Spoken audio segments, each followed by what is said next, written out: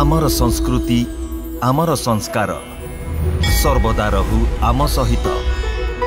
भारतर महान ग्रंथ आउ काव्यगुड़िकर संपूर्ण संकलन सब्सक्राइब करंतु तिलक।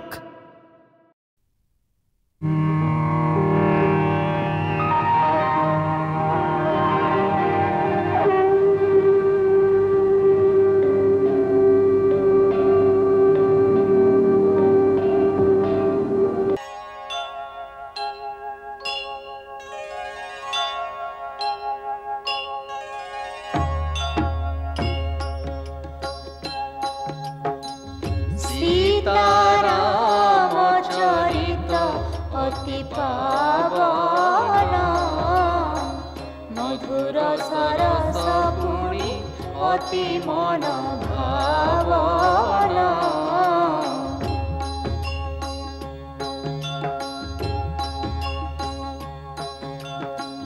पुनः पुनः शुणिले भी मन बुझे नाही हृदयर तृष्णा केबे हेले न मरा।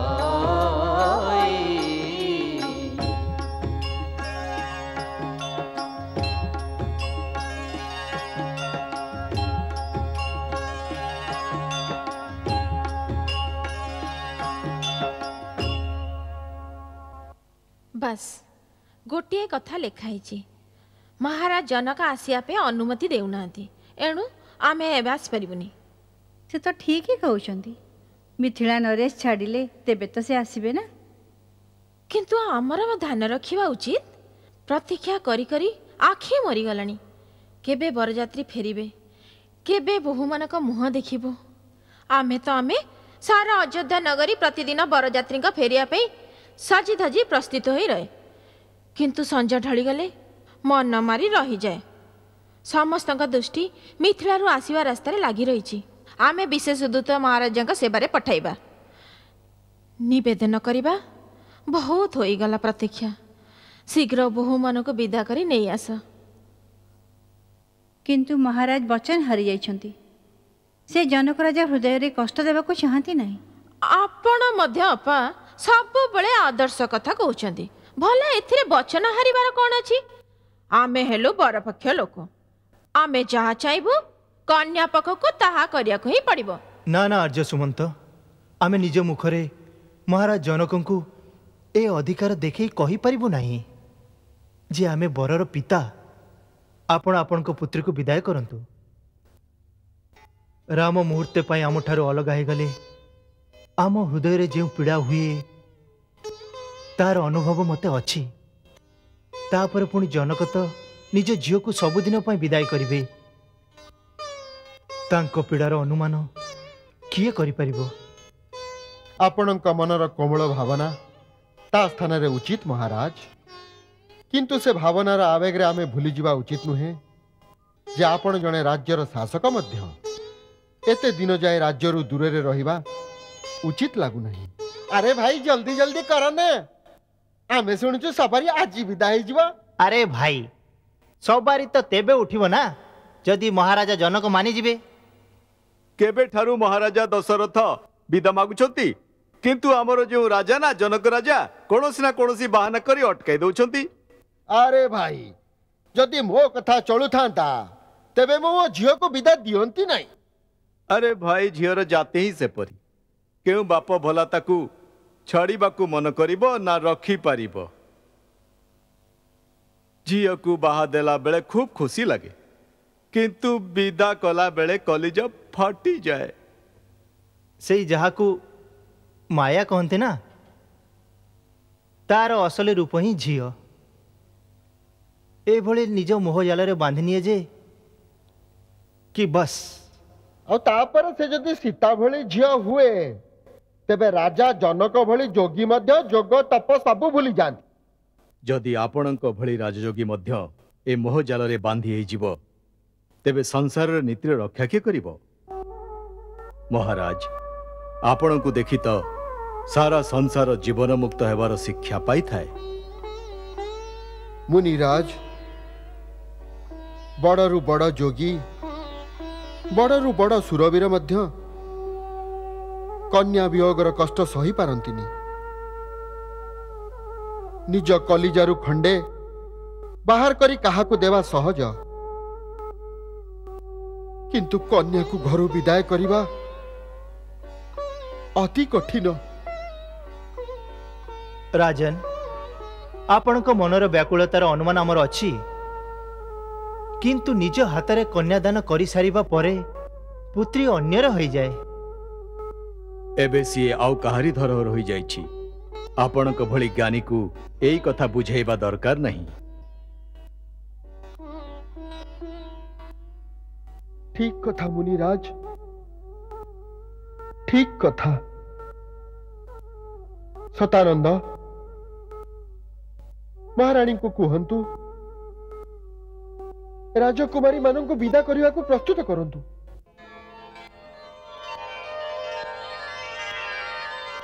विश्वामित्र मुनि तथा सतानंद खबर पठाइछंती जे विदय राजा जनक सीता को विदाय करने को प्रस्तुत होछंतु। महाराज, आपण चारि राजकुमार को अंतपुर को पठांतु, जेपरी सेमाने बहु मान को विदा करी आनी। पिता तुमको एते देइछंती जे तिनी लोकरे ताहा शोभा पाउछि, किंतु माँ तुमको नारी धर्मर ज्ञान ही दे पारिबो। जा जीवन रे प्रति मोड़े तुमको कर्तव्य और धर्मर रास्ता देखाइबो।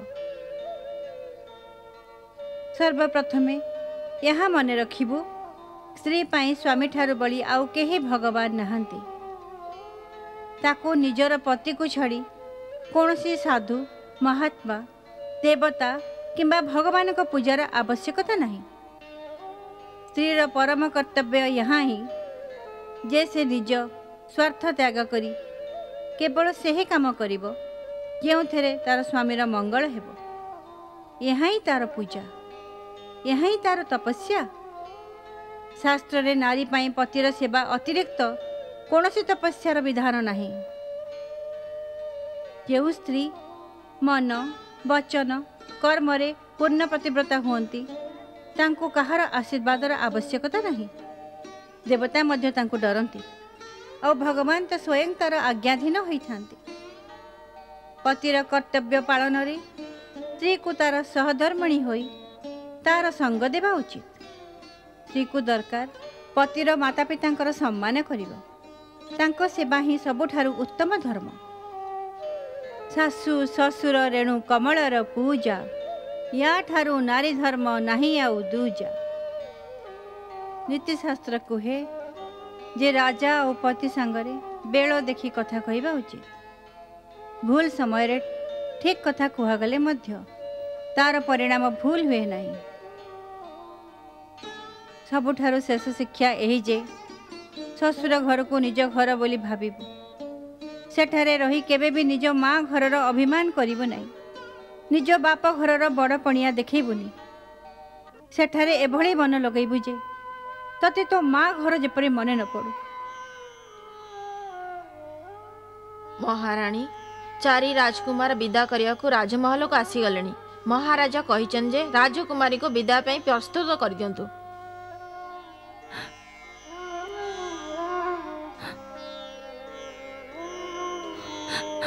विदाय, विदाय।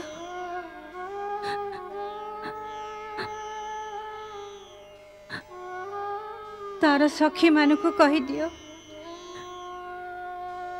ताकू मन भरी सजाई दियंतु। एभली अवसर आउ आसीबो नाही।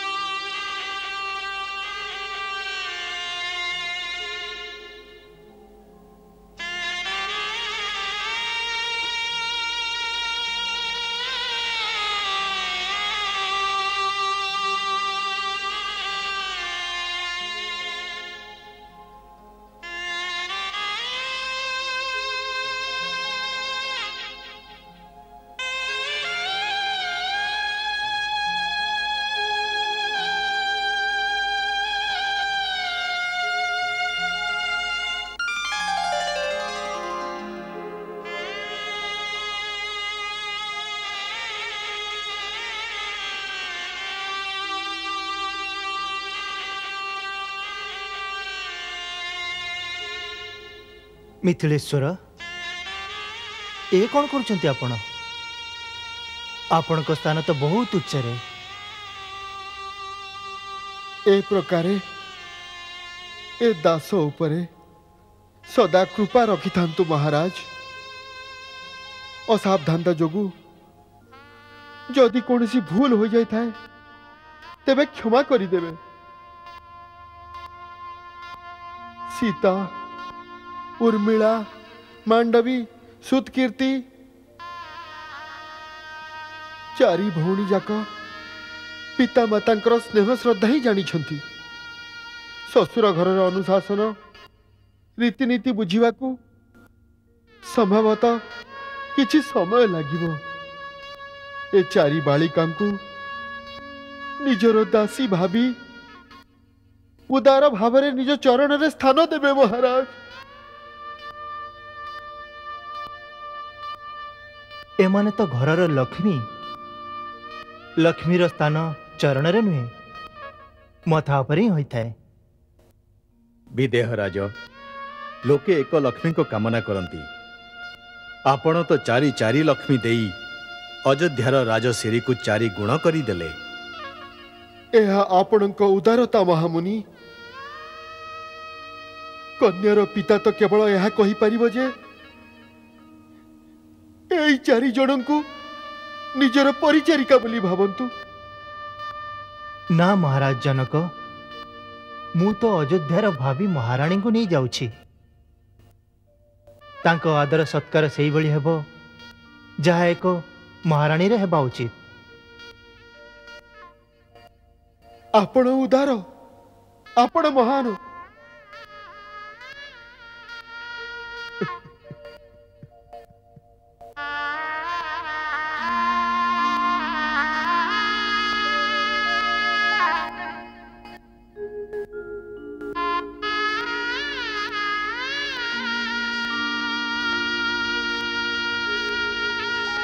महाराज विदाय मुहूर्त हे गलानी। कन्या मानक विदा करंतु।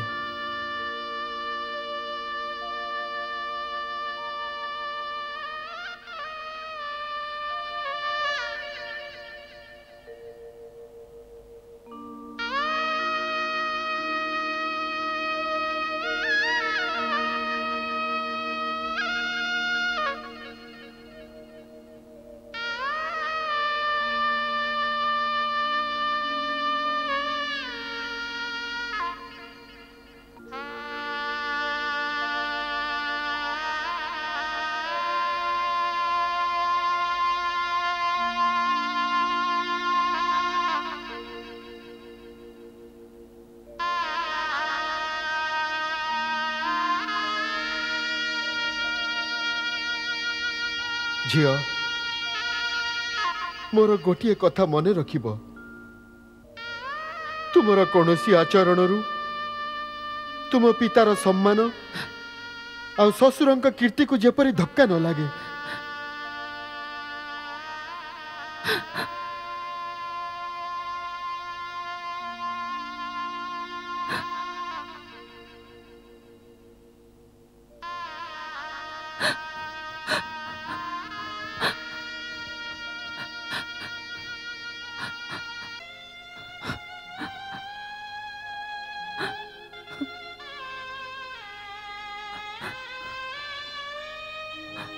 सवारी रे चढ़ी जेबे झियो जाए विदेश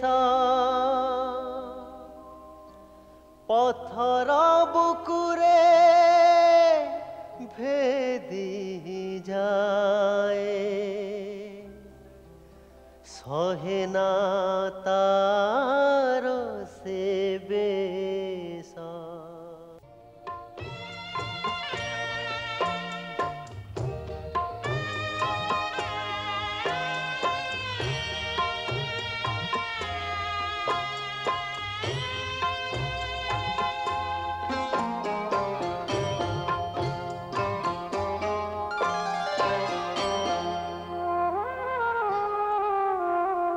रा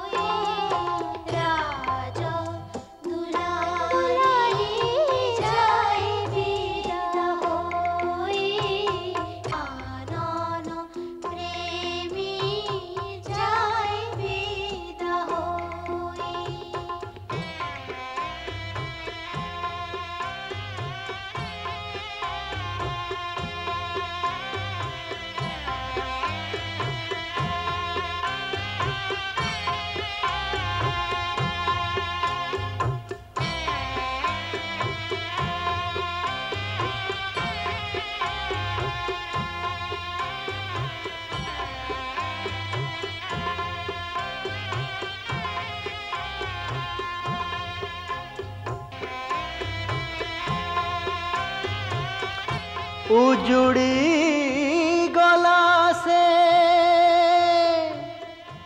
महल गली कहे जहाँ सीता बाल्यकाल गाथा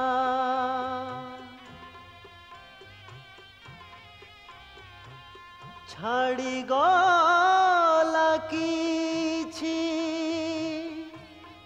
स्मृतिर से मोती प्राण को विदारी नहीं गला सीता खंड खंड हुए जनक हृदय सबु खुशी जाक गला पर होई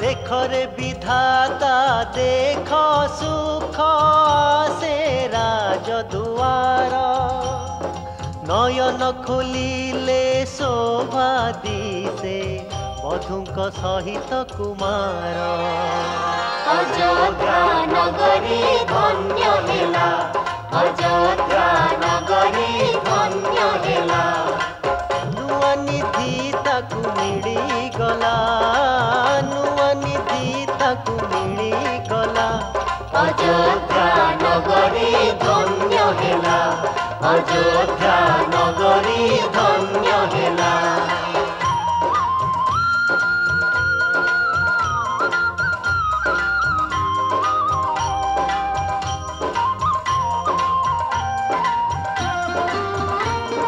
नियम नीति कुल रीति करी अर्घ्य ठाणई देश बधुर संगे पुत्र स्वजन चलिले होई सुबेश अयोध्या नगरी धन्य हेला अयोध्या नगरी धन्य हेला श्रावण मेला लगी गला श्रावण मेला लगी गला अयोध्या नगरी धन्य हेला अयोध्या नगरी धन्य हेला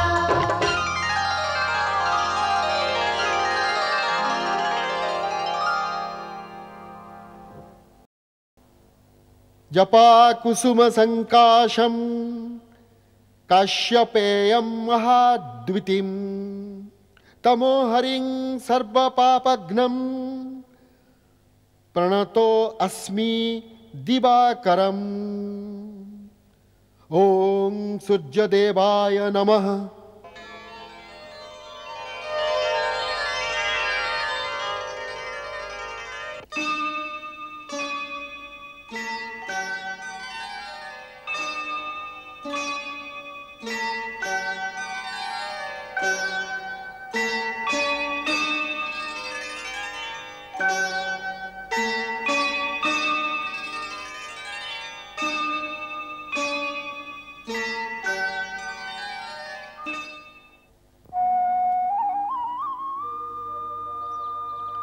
अपा राम समस्तଙ୍କ ଠାରୁ ବଡ଼ ଏଥିପାଇଁ ତାଙ୍କର ସ୍ୱାଗତ ସମସ୍ତଙ୍କ ଠାରୁ ଆଗରେ ହେବା ଉଚିତ। हाँ माँ ये ठीक कथा। प्रथमे भाईंकर कौतुक देखि नबा तापर भाई जेमिति करिवे सेमिति आमे करिबा। अच्छा अच्छा प्रथमे दूध भातर ही आरंभ करिबा।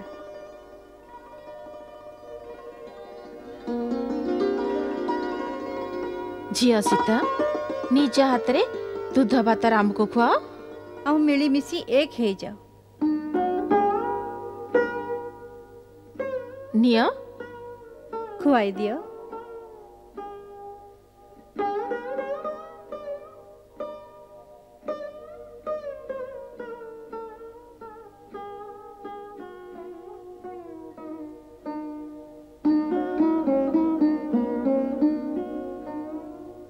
ରାମ ଏବେ ତୁମେ ବୋଉକୁ ଖୁଆଅ।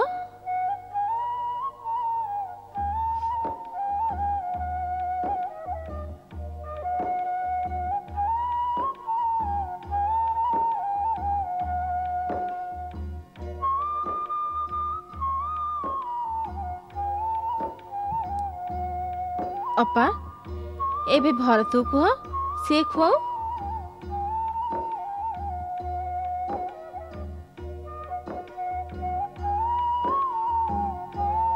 ଚାଲ ଏବେ ତୁମେ ଦେ କଙ୍କଣ ଖୋଜ। ଯିଏ ପ୍ରଥମେ ଖୋଜି ବାହାର କରିବ ସିଏ ଜିତିବ। ଦେଖିବା କିଏ ବାହାର କରିଛି। ଚାଲ ଶୀଘ୍ର ଖୋଜି ବାହାର କର। ଝିଅ ସୀତା ଖୋଜି ଦିଅ। ଚାଲ ଜଲ୍ଦି କର ନା। ହାତ ବଢାଅ ଭାଇ, ଜଲ୍ଦି କର ନହେଲେ ଭାଉଜ ଜିତି ଯିବେ।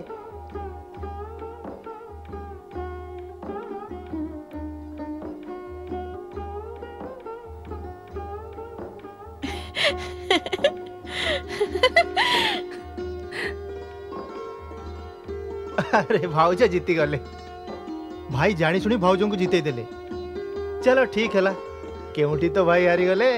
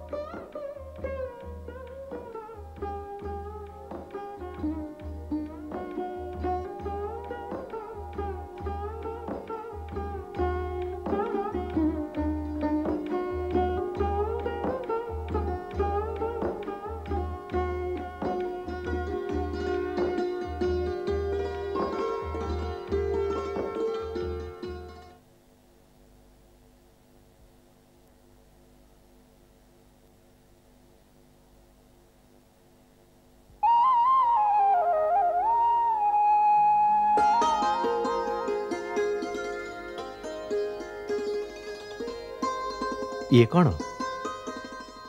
माँ कही एबे आपण ही मोर परमेश्वर।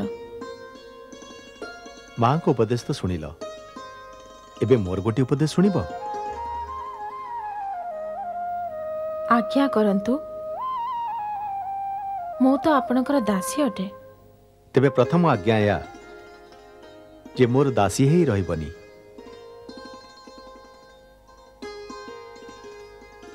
मोर अर्धांगिनी, मोर मित्र, सखा, साथी होई मो सांगरे चलिबो। मोर सबु शुभ कार्य रे मो साथी हेबो। अकेबे जदि मते पथभ्रांत हेबार देख, तेबे मते हुड़ीबारु अटकाइबो। एक भल मित्र, एक भल साथी रही कर्तव्य। माता कैकेयी कहिथिले, प्रथम देखार ही स्मृति को जीवंत रखिबा पाई किछि उपहार निश्चय देबु। मु उपहार आनिछि, हीरा मोतीर नुहे, बर उपहार भावे मु आज तुमको एक वचन देउछि।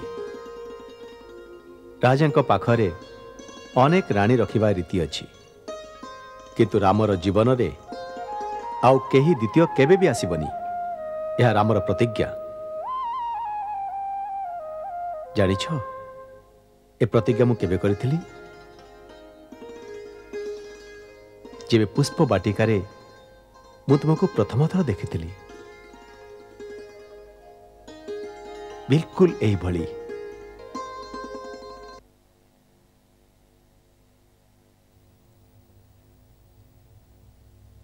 आमको बारंबार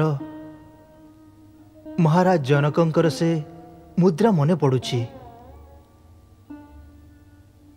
आखिरे अश्रु नहीं हाथ जोड़ी आम आगे ठिया होइतिले। तांको खूब चिंता थिला कि तांको राजकुमारी मानक साथी रे अयोध्या रे की प्रकार व्यवहार हेबो। आपण तो केवल महाराज जनकंग कथा शुणिथिबे, किंतु महाराणी सुनयनंक मनरे केते चिंता थिबो यार अनुमान आपण करि परिबे नाही मु करि परिबे। स्त्रीर वेदना स्त्री ही बुझी पारिबो। आमे विधेय राजा को आश्वासन देइथिलु कि तांको कन्या मानंकु आमर एठारे केबे कोनोसी कष्ट हेबो नाही। कौशल्या आमर ए वचन रक्षा करिबा तुमर कर्तव्य। आपण कोन यहा कहबा को चाहंती जे अयोध्या रे कदाचित तांको सहित भलो आचरण न होबार आशंका भी अछि? ना ना ना आमे या चिंता मध्य करि परिबु नाही, किंतु केवल भलो आचरण तो पर्याप्त नुहे। सारा जीवन गेल बसर रे बिताइबा परे झिया जेबे अकस्मात एक नुआ घरे प्रवेश करे तेबे तार हृदय रे केते रकमर भय थाए। किए किभଳି व्यवहार करिबो किए कोन कहिबो एहा ही भाबु थाए। एहा ही समय तांको आश्वासन देबार जेमिति तांको लागिबो तांको निज घर ठारू मध्य अधिक स्नेह एठारे मिलिबो। तुमे सबुठु बड़ एथिपाई दायित्व आमे तुमको समर्पी देउछु। जेभଳି पलक मध्यरे आखिर डोला को रक्षा करा जाए सेई भଳି ए चारिंकु निज स्नेहर पणतकानी रे घोड़े रखिबो। आपण निश्चिंत रुहंतु, से माने अल्प दिन रे मिथिला को भूली जिवे। एही अध्याय सहित रामायणर बाल्यकांड समाप्त हेउछि। एबे आगामी अध्यायरु अयोध्या कांडर प्रारंभ हेब, जहाँ चित्रकूटरे श्रीराम और भरतଙ୍କ मिलाप पर्यंत पहुँचब। मो विचार रे रामायणर अयोध्या कांड सबुठारु महत्वपूर्ण कांड, कहीं यह ही सही कांड जो जीवनर मूल मान्यता मानक सिद्धांत आ मूल्यर परीक्षा हेब। एथिरे आपण देखिबे गोटिए पटरे स्वार्थ मनुष्य को क्यों पर्यंत तलकु नहीं पारे, अन्य पटरे त्याग आ बलिदान ताकू एते महान कर दे पारे जे से स्वयं भगवान ठारू मध्य उच्चरे देखा जाए। अयोध्या कांडरे एई भली सबु मार्मिक स्थान अछि कि मानवर क्रूरता आउ तार स्वार्थ देखि हृदय फाटी जाए। हेले मध्य सेथिरे एक मधुरता अछि, एक काव्य अछि, एक अलौकिक रस अछि।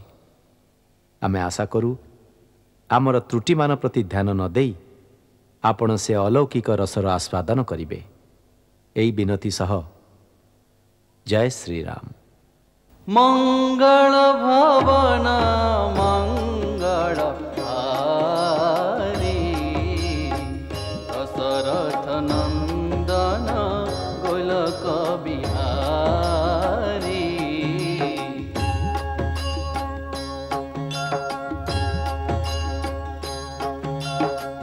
सीतारा